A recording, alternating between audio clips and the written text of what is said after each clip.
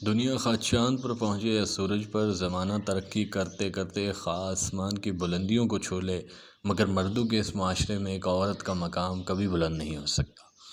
عورت خواہ کسی بھی معاشرے سے تعلق رکھتی ہو، حقارت اس کا نصیب ہے، ہر درد ضبط کرنا اس کا مقدر ہے۔ دنیا کی بڑی سے بڑی قربانی عورت سے مشروط کی جاتی ہے۔ وہ اپنے تمام عزیز رشتوں سے جدائی کا درد سہ کر جس اجنبی گھر میں لاکھوں کی مالیت کا سامان لے کر جاتی ہے، وہاں اسے نوکرانی کا درجہ بھی ملے تو شکر ادا کرتی ہے۔ بس شوہر اس سے محبت کرتا ہو، پھر اس محبت کے لیے وہ سسرال والوں کا ہر ستم ہنس کر سہنے سے بھی دریغ نہیں کرتی۔ شوہر کی اسی محبت کے لیے تن من دھن وارنے کے بعد وہ کفن سرہانے رکھ کر نئی نسل کو خوشی خوشی وجود میں لاتی ہے۔ زندگی اور موت کی اس جنگ میں اگر وہ بیٹا جنے تو ٹھیک، لیکن اگر اپنے ہی جیسی ایک اور عورت کو وجود میں لے آئے تو زندگی اس کے لیے کسی عذاب سے کم نہیں ہوتی۔ جس عورت کے وجود سے کائنات کے حسن کی بقا ہے، وہ عورت کسی بھی دور میں مرد کے پاؤں کی جوتی سے بڑھ کر حیثیت اختیار نہیں کر سکی۔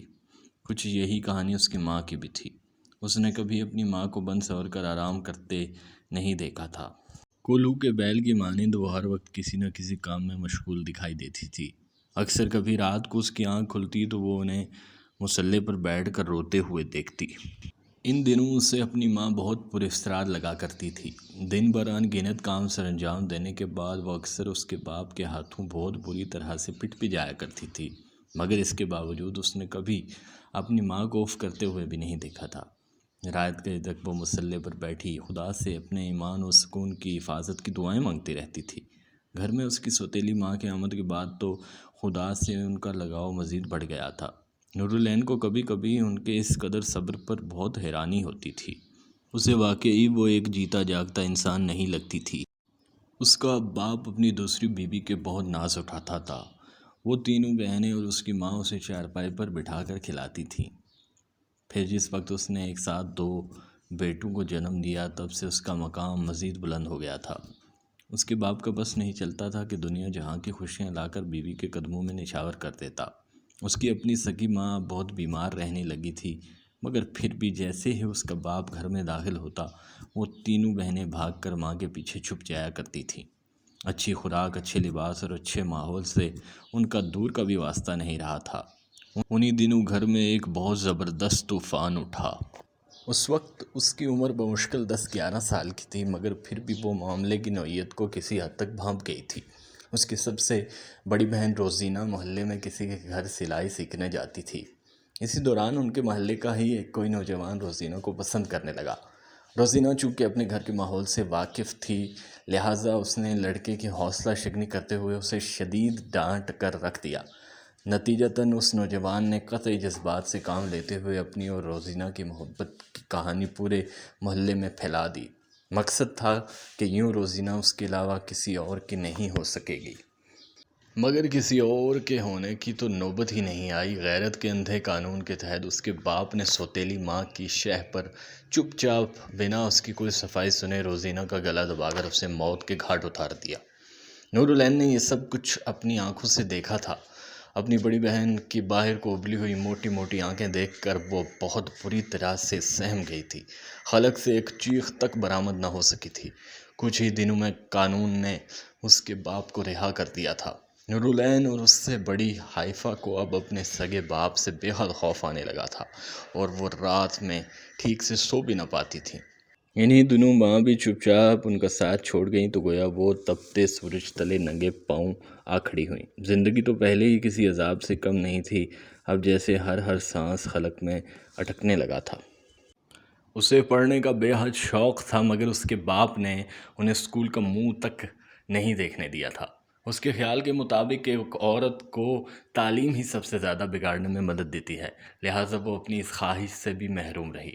ماں کے جانے کے بعد ان کی زندگی مزید تلخ ہو کر رہ گئی تھی۔ کسی بھی پل مل جانے والی موت کا خوف ان کے اندر مزید بڑھ گیا تھا۔ اب وہ وجود نہیں رہا تھا کہ جس کے پیچھے چھپ کر وہ خود کو محفوظ تصور کرتی۔ باپ گھر میں داخل ہوتے ہی انہیں خونخوار نگاہوں سے گھورنا شروع کر دیتا تھا۔ زندگی کے اس بہاؤ میں بہتے ہوئے اپنے لیے کچھ سوچنا قطعی ممکن نہیں تھا، مگر شاہد رحمان نے اسے یہ راہ دکھائی تھی۔ وہ اس کی سوتیلی ماں کا سگا بھانجا تھا اور گاؤں سے تعلیم کے سلسلے میں ان کے پاس ہی آ ٹھہرا تھا۔ نورالعین نے اس کی آنکھوں میں اپنے لیے محبت کا عکس دیکھا تو بہت گھبرا گئی تھی، مگر شاہد نے قدم بقدم پر اس کی حوصلہ افزائی کی اور اس کی معصومیت سے فائدہ اٹھاتے ہوئے خوب عیش کیے۔ نورالعین اس کی اصل فطرت سے واقف نہیں تھی، لہذا اس کی دکھائی گئی راہ گزر پر چلتے ہوئے اپنا برا بھلا سب فراموش کر بیٹھی۔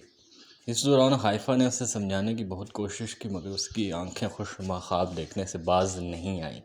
نتیجتاً ایک روز وہ بنا کسی کو کچھ بتائے اپنی جان پر کھیل کر گھر سے زیور، کپڑے اور کچھ نقد رقم چوری کر کے اپنی من پسند زندگی بسر کرنے کے لالچ میں شاہد کے ساتھ گھر سے بھاگ آئی۔ دل بے حد مسرور تھا کہ اب کوئی اسے ستانے والا نہیں ہوگا، کسی کے ہاتھوں کسی بھی پل مر جانے کا خوف اس کی نیندیں حرام نہیں کرے گا۔ مگر زندگی کوئی ٹرین تھوڑی ہے جو ہمارے خواہش کے مطابق جیسے ہم چاہیں ویسے ہی چلے۔ یہ اپنے کھیل دکھاتی ہے اور ہار جانے والوں کا چپ چاپ تماشا دیکھا کرتی ہے۔ وہ بھی ہار گئی تھی۔ پہلے محبت کے پہلے ہی کھیل نے اسے تھکا ڈالا تھا۔ شاہد کی محبت حقیقت پر مبنی نہیں تھی، لہٰذا وہ اس سے زیور اور پیسہ ہتھیانے کے بعد پلیٹ فارم سے ہی رفو چکر ہو گیا۔ رات بھر وہ اسٹیشن پر بیٹھی بے کل دل کے ساتھ اس کے لوٹ آنے کا انتظار کرتی رہی تھی، مگر وہ ابھی 5 منٹ میں آیا کہہ کر جانے والا اگلے 24 گھنٹوں میں بھی پلٹ کر واپس نہیں آیا تو وہ ٹوٹ کر بکھر گئی۔ آج اسے بخوبی سمجھ میں آیا تھا کہ اس کی ماں ہر نماز میں خدا سے اپنے اور اپنی بچیوں کے ایمان اور سکون کی حفاظت کی دعا کیوں مانگا کرتی تھی۔ زندگی میں پہلی بار اسے اللہ یاد آیا تھا۔ اپنی اندھی محبت کے چکر میں الجھ کر وہ اپنی معصوم بہن کے مستقبل کے متعلق سوچنا تو بھول ہی گئی تھی۔ نہ جانے اس کے ساتھ کیا ہوا ہوگا۔ اس سوچ نے اسے مزید توڑ دیا۔ تب 3 دن بھوکے پیاسے انسانوں کے جنگل میں در بدر بھٹکنے کے بعد بالآخر خدا کو اس کے حال پر رحم آ گیا تھا، لہٰذا وہ مولوی عبداللہ عباسی کے گھر پہنچ گئی تھی۔ بچپن میں اکثر رات کو اس کی آنکھ کھل جاتی تو وہ اپنی ماں سے بڑی معصومیت کے ساتھ پوچھا کرتی تھی، امی آپ اتنی رات کو دیر تک جاگ کر اللہ سے کیا مانگتی ہیں؟ جواب میں اس کی ماں ایک ٹھہری ہوئی اداس نگاہ اس کے معصوم چہرے پر ڈال کر محبت سے جواب دیتی، صبر، صبر۔ یہ صبر کیا ہوتا ہے امی؟ اس وقت اسے واقعی بڑی حیرانگی ہوتی تھی کہ اس کی ماں محض صبر کے لیے اتنی رات کو دیر تک جاگ کر دعا کرتی ہے۔ اللہ کی آزمائش کو ہنسی خوشی سہ کر اس کا شکر ادا کرنا صبر کہلاتا ہے بیٹی۔ اس کی ماں محبت سے اس کے سر پر ہاتھ پھیرتے ہوئے جواب دیتی تو وہ مزید الجھ کر ان سے پوچھ بیٹھتی، صبر کرنے سے کیا ہوتا ہے ماں؟ کیا صبر کر لینے سے آنسو نہیں آتے، اللہ خوش ہو جاتا ہے؟ ہاں، اللہ مصائب پر صبر کرنے والوں کو بہت پسند کرتا ہے۔ پر آپ تو اللہ سے بہت محبت کرتی ہیں، پھر اللہ آپ کی دعائیں کیوں نہیں سنتا؟ کیوں آپ کو ایک بیٹا اور ہمیں ایک پیارا سا بھائی نہیں دے دیتا؟ وہ گلہ کرنا نہیں چاہتی تھی پر کر بیٹھی تھی۔ جواب میں اس کی ماں کچھ لمحوں کے لیے خاموش رہ کر جیسے کھوئے کھوئے سے لہجے میں اسے بتاتی، اللہ کسی کو مایوس نہیں کرتا بیٹی، بے شک اللہ اپنے مومن بندوں کے ساتھ کبھی کچھ غلط نہیں کرتا۔ کیا اللہ بہت پیار کرنے والا ہے امی؟ ہاں، بے شک اللہ اپنے بندوں پر بہت مہربان ہے۔ ماں، اگر میں اللہ سے کچھ مانگوں تو کیا اللہ میری دعا قبول کرے گا؟ ہاں، اللہ تو سب کی دعا سنتا اور قبول کرتا ہے بیٹی، ان لوگوں کی بھی جو اس کے وجود کو نہیں مانتے، جھوٹے معبودوں کو اس کا شریک ٹھہراتے ہیں۔ اس کی ماں کے لہجے میں بے حد ٹھہراؤ اور ایک عجیب سا سکون ہوا کرتا تھا۔ تب ہی وہ پھر پوچھ بیٹھتی تھی، امی اللہ تو ایک ہے، پھر وہ اتنے سارے لوگوں کی دعائیں ایک ساتھ کیسے قبول کر لیتا ہے؟ کیا اللہ کو اپنے سب بندے دکھائی دیتے ہیں؟ ہاں، اللہ سب کو دیکھتا ہے بیٹی، ہر جگہ ہر پل اس کے بندے اس کی نظر میں ہوتے ہیں۔ اللہ کی پاک ذات کے بارے میں باتیں کرتے کرتے وہ اپنی ماں کی آغوش میں ہی سو جایا کرتی تھی۔ پہلے وہ اپنی ماں کی جامد خاموشی پر حیران ہوا کرتی تھی، مگر اب اس کی سمجھ میں آ گیا تھا کہ اس کی ماں کسی بھی دکھ پر شکایت کیوں نہیں کرتی تھی، کیوں کسی ظلم پر واویلا نہیں مچاتی تھی۔ صبر کا مفہوم بہت اچھی طرح سے اس کی سمجھ میں آ گیا تھا، مگر ایمان و سکون کی حفاظت کی دعا کا مفہوم اب اس کی سمجھ میں آیا تھا۔ زندگی کے ہر پل میں اسے اپنی ماں بہت یاد آئی تھی، مگر شاہد کے جھوٹے پیار میں الجھ کر وہ ان کی نصیحتوں اور دعاؤں کو بھلا بیٹھی تھی۔ 5 وقت کی نماز سے بیگانہ ہو کر اللہ کی پاک ذات سے بھی دور ہو بیٹھی تھی۔